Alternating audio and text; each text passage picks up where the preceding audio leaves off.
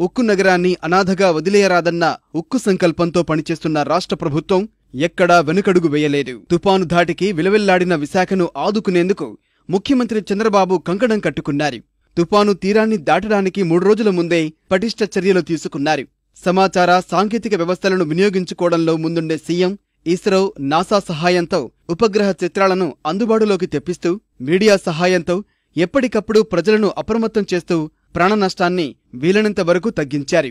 రహదారి వ్యవస్థ దెబ్బతిన్నా విశాఖ చేరేందుకు వీలు కాదని అధికారులు హెచ్చరిస్తున్నా ముఖ్యమంత్రి వెనుకడుగు వేయలేదు.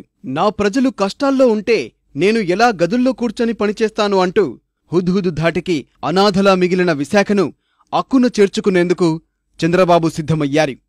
తుపాను తీరం దాటిన ఆదివారం రోజున తప్పనిసరి పరిస్థితుల్లో రాత్రి రాజమండ్రిలోనే బస చేసిన చంద్రబాబు సోమవారం ఉదయమే ప్రత్యేక హెలికాప్టర్లో విశాఖ చేరుకున్నారు. విమానాశ్రయంలో దిగిన మరుక్షణమే యుద్ధభూమిలో అడుగుపెట్టిన వీర సైనికుడిలా ముఖ్యమంత్రి శ్రమించారు. వెళ్లిన వెంటనే అధికారులందరినీ పిలిచి సమీక్ష నిర్వహించి నష్టం వివరాలను, తుపాను తదనంతర పరిస్థితిని తెలుసుకున్న ముఖ్యమంత్రి బాధిత ప్రాంతాల సందర్శనకు పయనమయ్యారు. తొలుత విహంగ వీక్షణం ద్వారా తుపాను ప్రభావిత ప్రాంతాలను సందర్శించిన ముఖ్యమంత్రి చలించిపోయారు. కుప్పకూలిన షెడ్లు, విరిగిపోయిన బోట్లతో తుపాను విధ్వంసానికి ప్రత్యక్ష సాక్షిగా మిగిలిన ఫిషింగ్ హార్బర్ను చంద్రబాబు పరిశీలించారు.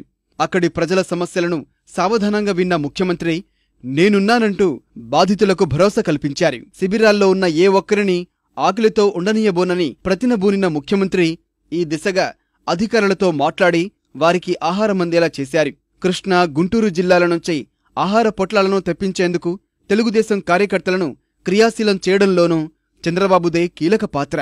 సహాయ చర్యల కోసం సామాజిక మీడియాను కూడా ఉపయోగించుకున్నారు. సోమవారం సాయంత్రానికే బాధితులకు 25 కిలోల బియ్యం, కిలో చక్కెర, 5 లీటర్ల కిరోసిన్ ఇచ్చేందుకు చొరవ తీసుకున్నారు. విశాఖ చేరిన తొలి రోజై ప్రధాన ఆసుపత్రులన్నింటికీ విద్యుత్ సరఫరా పునరుద్ధరించేలా చర్యలు తీసుకున్నారు. ప్రతి ఎమ్మెల్యే తన నియోజకవర్గంలో పరిస్థితిని తనకు ఎప్పటికప్పుడు అందించాలని ఆదేశించారు. అధికారులతో ఎప్పటికప్పుడు సమీక్ష నిర్వహిస్తూ తుపాను నష్టం వివరాలు తెలుసుకున్నారు. సమాచార, విద్యుత్ వ్యవస్థల పునరుద్ధరణకు రాత్రింబవళ్లు శ్రమించారు. విశాఖ నగరానికి పూర్వవైభవం తీసుకువచ్చేందుకు తన శక్తియుక్తులన్నీ కూడగడుతున్న చంద్రబాబు సాగర తీరంలో సాధారణ పరిస్థితులు నెలకొనే వరకు అక్కడి నుంచే పాలన కొనసాగిస్తానని స్పష్టం చేశారు. కార్యకర్తలు, ఎంపీలు, ఎమ్మెల్యేలు, అధికారులు ఇలా ఏ ఒక్కరిని చంద్రబాబు వదిలిపెట్టలేదు.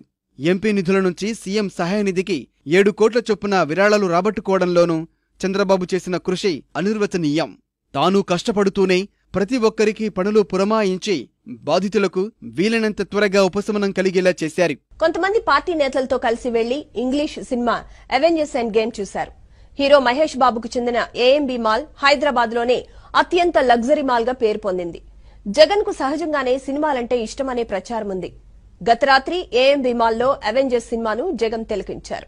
తెలంగాణ స్పీకర్ పోచారం శ్రీనివాస్ రెడ్డి మనవరాలి పెళ్లికి హాజరయ్యారు తెలుగు రాష్ట్రాల ముఖ్యమంత్రులు.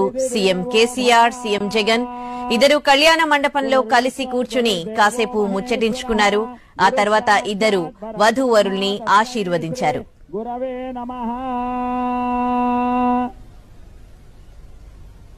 గురుదేవత మాతృదేవత పితృదేవో శతమానం భవతి.